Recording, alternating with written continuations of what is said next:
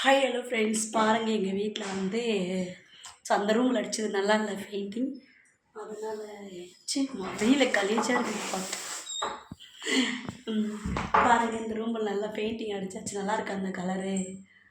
அப்புறம் பாருங்கள், இங்கே பாருங்கள், இங்கே டிசைன் போட்டிருக்காங்களா, அழகாக இருக்கா.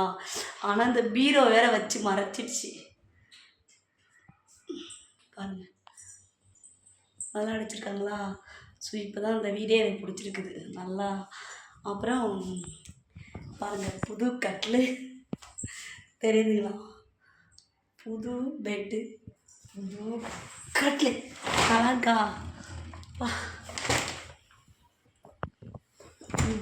பாருங்கள், இது யார் வாங்கி கொடுத்துருப்பாங்கன்னு சொல்லணும் நீங்கள். ஓகே,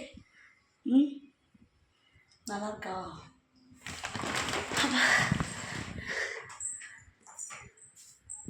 பாருங்க, சின்னதாக இருக்குது.